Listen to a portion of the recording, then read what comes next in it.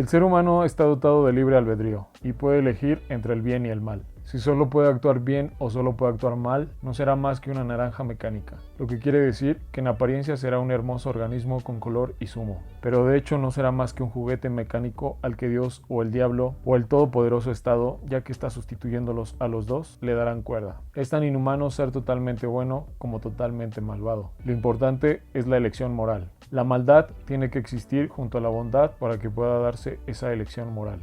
La vida se sostiene gracias a la enconada oposición de entidades morales. Hola a todos, sean bienvenidos a Citando Párrafos. Los reciben sus anfitriones Ignacio Torrijos y Mario Hernández, quienes solo somos personas comunes hablando y recomendando libros y cosas que nos gustan. En esta ocasión, acompáñenos a platicar de El novio del mundo, una novela del escritor español Felipe Benítez Reyes, publicada por primera vez en 1998. Filósofo demagógico y pícaro ilustrado, erudito a la violeta y psicólogo de sal gorda, obsceno y lírico, erotómano y sentimental, fantasioso y fantasmón. Walter Arias, el protagonista de este libro, nos cuenta su noviazgo con el mundo. Ahora sí, sin más preámbulo, comencemos. Hola a todos, ¿cómo están? Sean bienvenidos nuevamente a Citando Párrafos. Y como ya escucharon, hoy vamos a hablar de El novio del mundo. Un libro bastante interesante que nos va a dar mucho de qué hablar. Hola Ignacio, ¿cómo estás? Hola Mario, yo bien, ¿tú? Espero que todo bien. Igual todo bien, gracias. Dime, ¿qué nos traes hoy con Walter Arias y su noviazgo con todo el mundo? Esta vez voy a traer un plan ambicioso a desarrollar y creo que el personaje lo da y te provoca a ir muy lejos, a mirar muchas aristas, porque dicho sea de paso, el personaje está compuesto por muchas aristas, pero lo que quiero decir de entrada y de inicio es que todas esas aristas convergen de una singular manera que plantean una forma, y valga la repetición de la palabra, una forma singular de un personaje. De entrada ya vamos a empezar con citas porque lo merece y esto nos puede ayudar a descubrir lo que hemos encontrado en este libro. Y esta vez voy a ir del final al principio y voy a usar para ello el epílogo que utiliza el autor en esta última edición del libro y voy a utilizar la siguiente frase.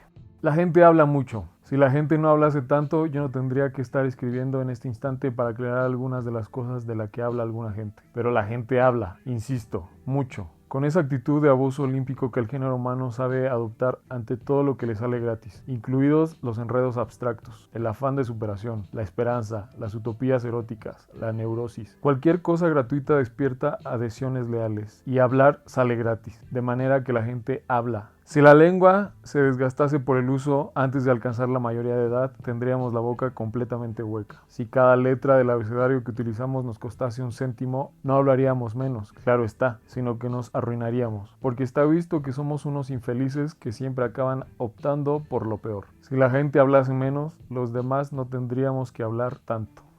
Esta parte de los demás no tendríamos que hablar tanto podría ser el punto de partida para definir todo lo que nos aporta el autor a través de su personaje Walter Arias. Sabino Arias en algún momento. Guillermo.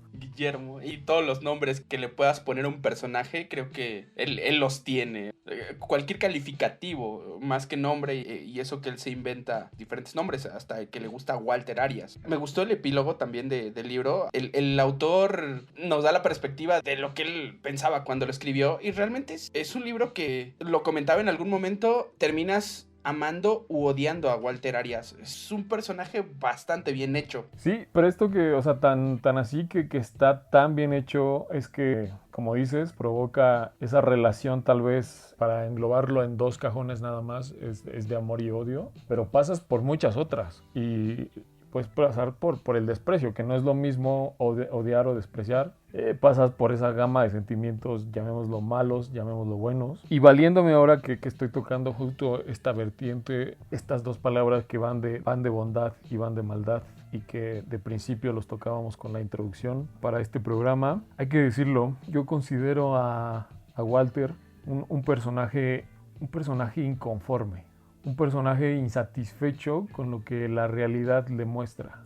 Tan así es que él está decidido a crear su propia realidad, su propia percepción, y esa propia realidad lo va llevando a una serie de eventos, una serie de aventuras, lo llevan a darle la vuelta al mundo, como bien podríamos añadir de acuerdo a la base del título del libro. Pero además de esto, voy a utilizar un pequeño ensayo, voy a citar un pequeño ensayo que hace algún tiempo escribió Umberto Eco, en el que justo él toca un análisis acerca de lo que representa el fútbol. Y valga el recurso, va a valer este recurso, porque en algún momento, justo en la primera parte del libro, el personaje, redactado en su infancia o citando su infancia, aborrece y se declara un enemigo constante del fútbol, un desentendido del mundo o de lo que puede representar el fútbol para muchas personas. Por eso es que, sujetándome a ese punto, me atrevo a decir que Walter es una persona inconforme e insatisfecha. Bueno, sin más preámbulo, voy a tocar esta parte de Umberto Eco. En el intento de sentirme como los otros, rogué muchas veces a mi padre, hincha ecuánime pero constante, que me llevara con él a los partidos. Y un día, mientras miraba con indiferencia los insensatos movimientos que hacían allá abajo en el campo, sentí algo así, como si el sol meridiano estuviera envolviendo con una luz radiante a hombres y cosas, y como si ante mis ojos se estuviera desarrollando una función cósmica sin sentido. Era eso que más tarde, leyendo a Otiero o Thierry, descubriría como el sentimiento de la realidad cotidiana. Pero en ese entonces tenía solo 13 años y lo traduje a mi manera. Por primera vez dudé de la existencia de Dios y concluí que el mundo era una invención sin sentido. Me voy a valer un poco de esto que acabo de citar, de esta cita que acabo de hacer de Umberto Eco, para irme a uno de los planteamientos de la filosofía griega, siendo puntual en Platón, en el que, como sabemos o como hemos visto, como hemos escuchado, él, a través de sus escritos, desarrolla algunas diferencias básicas en cuanto a lo real y la realidad humana. Y valga para esto el mito del que se habla mucho, el que se cita mucho en diversas partes, el mito de la caverna, que es quizá el acercamiento más evidente al tema. ¿Por qué? Porque ahí vemos un mundo de sombras y apariencias en el que nos damos cuenta de proyecciones de un mundo real, proyecciones de ideas, y que según Platón el mundo en el que vivimos es ese mundo de oscuridad y apariencias que a su vez impide el acceso al mundo de la luz. Espero no estar haciendo tan engorroso este punto con el que quiero abordar de entrada para el análisis que pretendemos hacer de Walter, toda esa sucesión de eventos que vienen una vez que cruzamos a la segunda parte del libro y que prácticamente es una segunda etapa de su vida.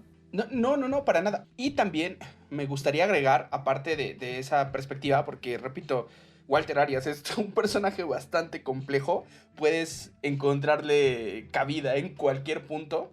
Me gustaría también hacer realce que este libro básicamente es infancia, adolescencia, adultez, hasta declive. Entonces, desde muy joven se empieza a notar en Walter Arias, yo no lo llamaría tal vez insatisfacción o no recuerdo la palabra que utilizaste, pero yo lo encasillaría en enajenación completa del mundo. O sea, es un personaje que está solo buscando y cumpliendo sus deseos básicos y aparte de solo cumplir con esos deseos básicos, pues realmente tampoco le importa mucho su entorno. Cuando recién empieza el libro, habla de cómo ve el asesinato de una niña a manos de unos pequeños delincuentes, de unos jóvenes delincuentes en Colombia. Entonces esas imágenes completas de decadencia, de niños teniendo que sufrir toda la violencia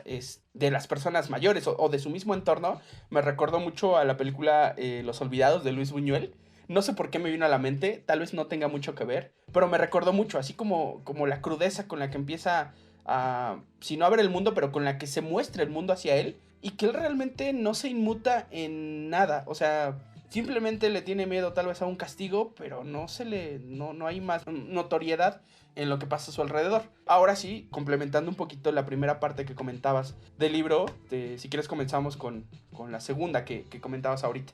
Sí, hagámoslo, pero voy a poner un poquito más de contexto acerca de estas pinceladas que deja ver desde inicio el personaje, porque a pesar de que estamos hablando de la edad infantil o de una etapa temprana en la vida de cualquier persona, ya vemos algunas de esas aristas que van a predominar de alguna manera a lo largo de la historia. Y yo me atrevería a decir que Walter Arias, a partir de temprana edad, está construyendo una realidad versada sobre un irremediable machismo. Casi saltó de la silla.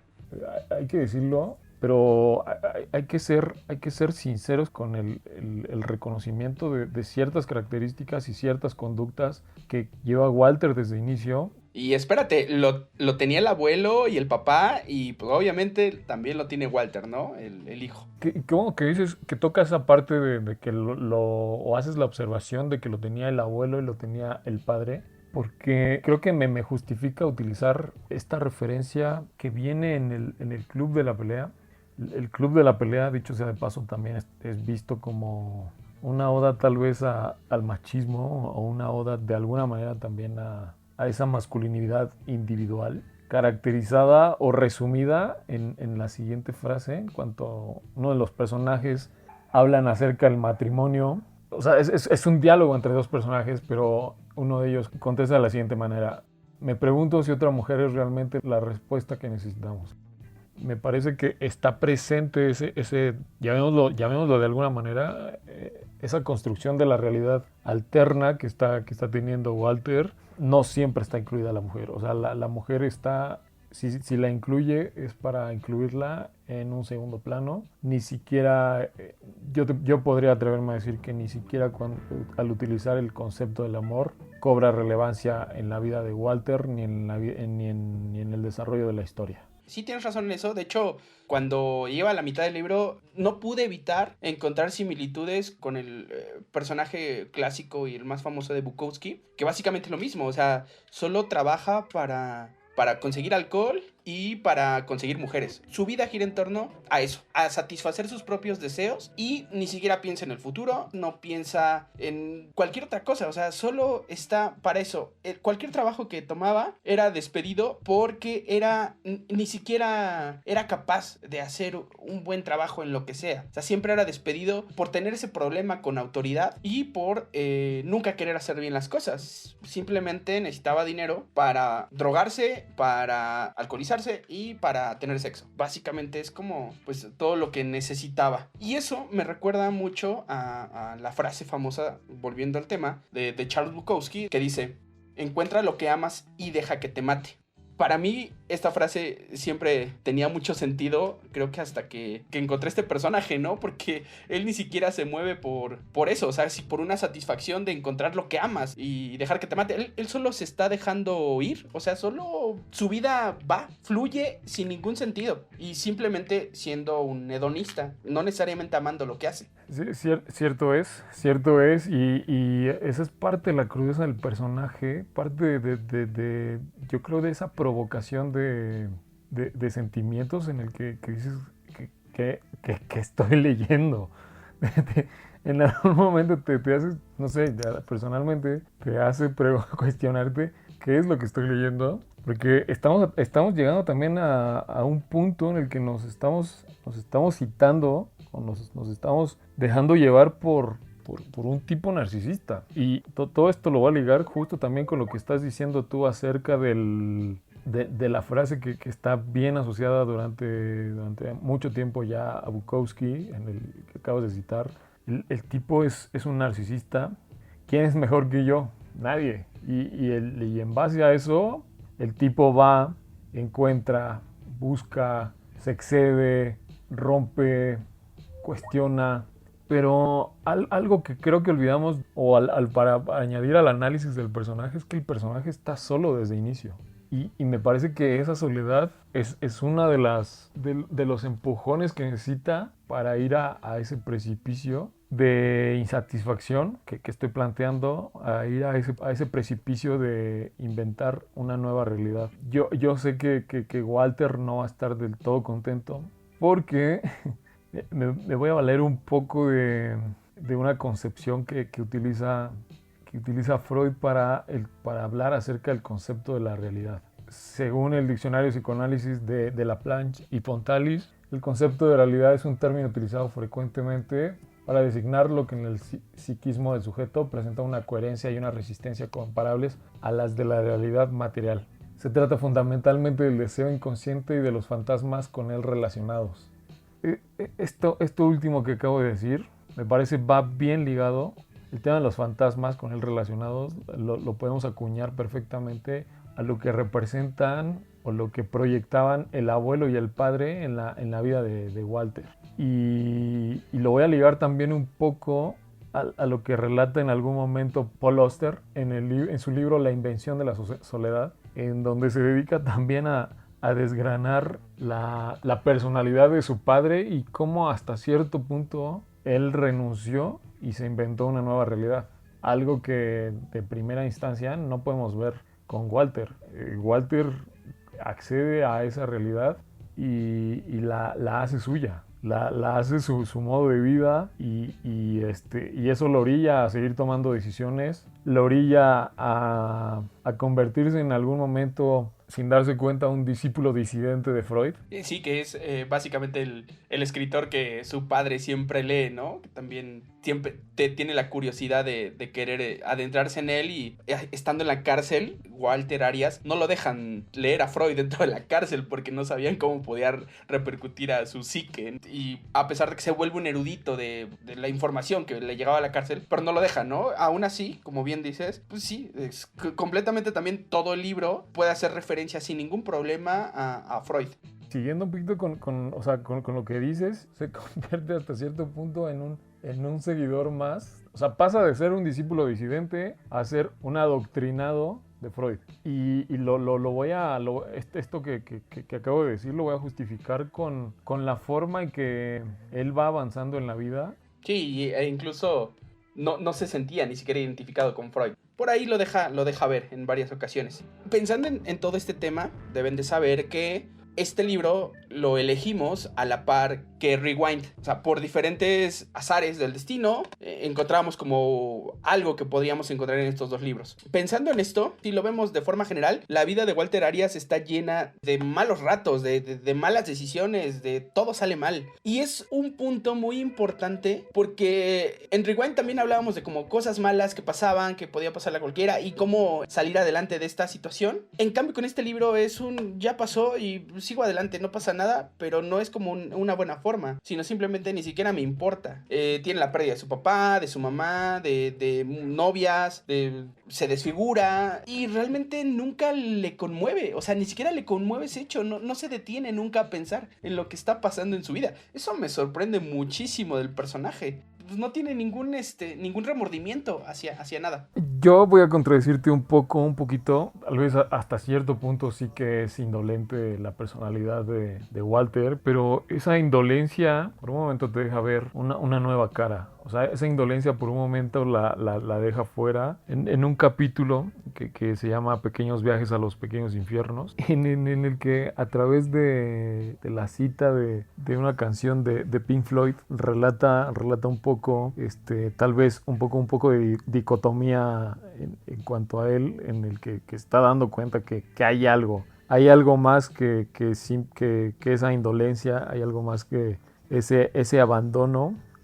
O sea, yo podría concluir que Walter está abandonado a la suerte, no hay más. No hay más que eso, un abandono a la suerte y bien. No recuerdo si es de ese capítulo, pero creo que es muy parecida a la cita que tengo aquí, precisamente del libro. Y dice: al infierno se baja en cuestión de minutos y ni siquiera tienes que preocuparte por buscar el camino. Todos los caminos llevan a él, no tiene pérdida. No sé si es como a la parte que te refieres, pero bueno, también ahí hablamos de ese descenso, ¿no? Sí, me parece que sí es el mismo capítulo, pero esta parte de la que quería hacer cita es justo el inicio del capítulo y menciona lo siguiente a través de Pink Floyd y utiliza la siguiente frase: hay alguien dentro de mi cabeza, pero no soy yo. Cuando te pones a recordar, es como si te comieras un ácido. El pasado forma de inmediato en tu cerebro esas olas de alucinación que rompen a millares en la orilla reseca de la memoria. Esa playa llena de restos podridos del maderamen de los barcos bucaneros en que surcó los mares del amor, con su parche en el ojo. El dolor con su garfio brillante. La melancolía con su pata de palo. Más adelante le da un poco la razón a lo que mencionaba la canción, porque él siente que siempre dentro de la cabeza hay un extraño, una especie de alienígena intrafilosófico que se pone a experimentar con tu vida, obligándote, por ejemplo, a pasar la noche con Lupi Flamingo en vez de salir corriendo a besar los sagrados pies de tu pequeña diosa carabanchelera y querúbica, muerta de sobredosis de inocencia, muerta de pura estupidez suya y mía. Ese momento es clave, o es el momento que decía acerca de donde Walter deja de lado su abandono, su indolencia, para darse cuenta que la realidad que se estaba inventando no le agrada. No le agrada del todo, se siente triste y hasta cierto punto devastado. Creo que es de los pocos pasajes que deja ver un sentido diferente, o llamémoslo un sentido de humanidad, donde plantea un dolor no físico, sino emocional. Sí, vamos más o menos por la misma línea. Sí, creo que sí. Digo, todos los caminos llevan a... todas nuestras frases llevan a Walter Arias. De hecho, me hace recordar un poquito en esa soledad y abandono que mencionas, que sí podría ser en cierta forma, porque él siempre menciona tres personajes, así como tres ideas que siempre están en su cabeza, y es el psicopríapo, el psicópata y el nombre de una persona que siempre es como el azar. Siempre están en su camino. Cuando él va a hacer algo, siempre tiene que recurrir a cualquiera de los tres, o siempre el destino lo va a llevar a cualquiera de los tres. Nos podríamos sentar muchas horas a analizar lo complejo de las decisiones de Walter, pero me parece que quedan retratadas o justificadas, porque llega un momento en el que él, justamente con lo que está diciendo, sus palabras casi de salida, prácticamente si pones cabeza fría o escuchas ese llamado que él a través de más de 300 páginas va haciendo, ahí está. Ahí en esa última página, o en esos párrafos de salida, yo te podría decir que ahí está justo la parte que dice el porqué de su actuar. El porqué de su actuar, y lo relaciono nuevamente con la soledad que padeció desde siempre. Mira, exactamente, lo tengo aquí enfrente y lo voy a leer. Pienso, no sé, que cuando cierre los ojos para no volver a abrirlos, ya nadie recordará en este planeta las hazañas de mi abuelo, ni el fantasma dolorido de mi madre, ni las torturas psicoanalíticas a que se sometió mi padre de forma voluntaria a leer las obras escogidas de Sigmund Freud para solucionar sus males de espíritu, tan viejos y al fin y al cabo como el mundo. Nadie recordará las obsesiones sexuales de Fede, ese gran satiriásico, digno de la figura de los libros de medicina. Y continúa, ¿no? O sea, como todas las cosas todas las pérdidas que realmente tuvo, ¿no? Tal vez, sí, tienes razón en eso. O sea, en el fondo, pues sí representaron algo para él. Sí, creo que justifica mi parte de inicio en el que, o me estás ayudando tal vez a justificar más mi parte de inicio en el que menciono la insatisfacción, y a través de esa insatisfacción la creación de una nueva realidad, o una realidad alterna a la que pues tal vez cualquiera estaría viendo. Y una insatisfacción que va acompañada de deseo, de hedonismo, como dijiste de entrada, de indolencia, la soledad que nunca lo deja. Y tú eres de, así como lo dice el escritor, ¿a ti te gustó el personaje o no te gustó? O sea, es como, ¿lo amas o lo odias? ¿Qué opinas en el fondo? Mi opinión es que todos en algún momento somos un poco Walter Arias, que estamos retratados de alguna manera todos en ese personaje, o al menos muchos de las personas que yo conozco estamos retratados en ese personaje. Todos somos hijos de Pedro Páramo. Exacto. Parecería que sí, parecería que ahora va a modificarlo y decir todos somos Walter Arias. O si somos hijos de Pedro Páramo, tal vez todos somos parientes de Walter Arias. Y tal vez el autor, con eso que acabamos de decir, estaría contento y satisfecho en decir que sí, que el título también del Novio del Mundo ahora está justificado también y puede entrar en esta parte. O sea, todos guardamos en algún momento relación con Walter. me parece bien. Mira, no me gustaría pensar qué piensa el escritor, pero mira, me gustó esa conclusión. Sí, yo no sé qué podrías decirme tú en esa parte, pero yo sin temor a equivocarme, podría decirte que estamos retratados muchos a partir de... Sí, es por eso que tienes esos altos y bajos con el personaje, ¿no? Eso de todas las vivencias que tiene de la adolescencia, de la niñez, de la adultez. Sí, definitivamente. Hay unas partes como muy humanas en las que te puedes ver retratado y que te identificas un poco con Walter Arias. Y otras, y bueno, como bien dices, cada uno en su medida. Puedes identificarte hasta el punto más alto, que esa me parece que ni el escritor, por el epílogo del libro, dice, pues no, realmente ni siquiera me identifico en eso del todo con él, pero supongo que sí. Bueno, ya que hicimos mención a que todos somos un poco Walter Arias, me gustaría hacer una nueva cita acerca de la primera parte de este libro, regresar un poco a la primera parte, a esta complejidad del personaje y relacionarlo con la frase final. La frase final que utiliza el autor, la voy a relacionar con lo siguiente. Todos cumplimos una misión concreta en el caos melódico del universo, sin duda. Lo malo es que a casi nadie le gusta la misión que le corresponde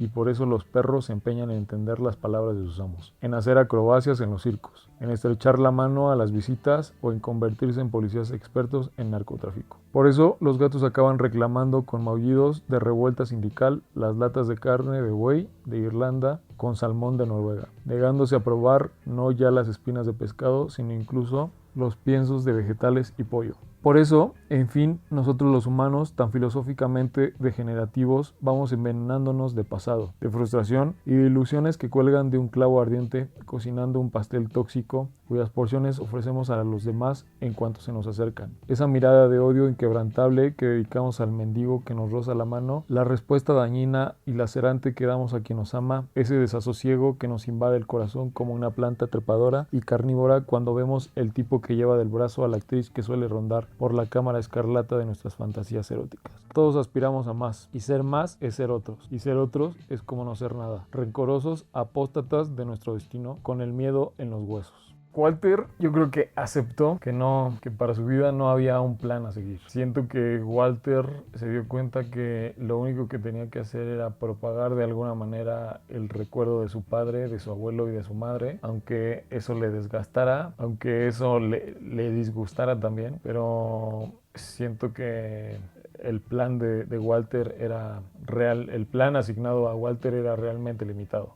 Me hiciste recordar la película de Parasite, cuando pierden la casa. Espero que ya la hayamos visto todos, si no estoy haciendo un spoiler grande. Pero cuando pierden todo, también dice el padre, ¿no? Si no me recuerdo era Kim. O sea, el secreto es no tener ningún plan, porque si no tienes ningún plan nunca vas a fracasar. En resumidas cuentas es eso. Pero se me hace una mirada demasiado gris de la vida, ¿no? El ni siquiera tener un plan. Y pues sí, que bien podría reflejar lo que es Walter. Sí, o sea, yo insisto en la parte de que desde las primeras páginas vamos a ver crudeza, vamos a ver confrontación, yo creo que con nosotros mismos. Yo creo que esa es parte del planteamiento que hizo también el autor de crear una nueva corriente filosófica, por llamarlo así. Yo no sé si lo hizo a modo de burla, si realmente esa era su intención, pero yo creo que de alguna manera sí lo logra con esa confrontación que estoy diciendo. O sea, se me ocurre ahorita otra frase del libro. Piensas en el demonio y el demonio existe. Piensas en el fin del mundo y el mundo se ve obligado a acabarse. La maldad es un refinado proceso mental, que es básicamente pues todos los procesos mentales de Walter. Así es, me parece que todos somos un poco, hasta cierto punto, psicópatas, hasta cierto punto hedonistas, cierto punto indolentes, hasta cierto punto narcisistas. Y digo esto para relacionarlo nuevamente con la frase de inicio que es tomado prácticamente de La Naranja Mecánica, en donde todos al final del día tenemos ese momento para tener una elección y un libre albedrío y contrastar la enconada oposición de entidades morales como lo dice el autor en el libro de La Naranja Mecánica. Yo me quedaría con, de todo el libro, me quedaría con la enseñanza de nunca le pegues a un mariachi.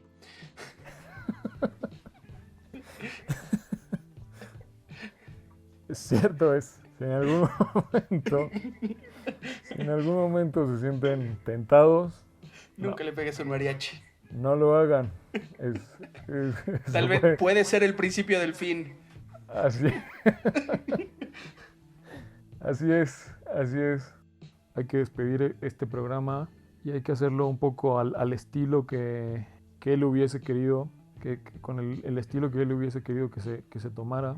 Se van a llevar una buena sorpresa al final del libro, eso hay que decirlo. Tal vez ese final nos haga desear tener un poco más de Walter, pero parece que el autor está decidido a que no más. Esto que voy a decir está tomado de la película Jesucristo Superestrella. Siempre deseé ser un apóstol. Sé que lo conseguiré si lo intento. Cuando nos jubilemos, escribiremos los evangelios, que nos harán inmortales, más allá de la muerte.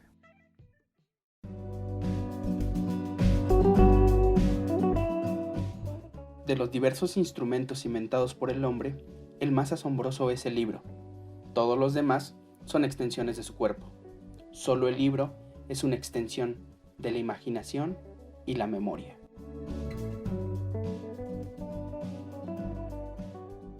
Muchas gracias por escucharnos y recuerden, tengan muchas citas con las letras. Hasta el próximo capítulo.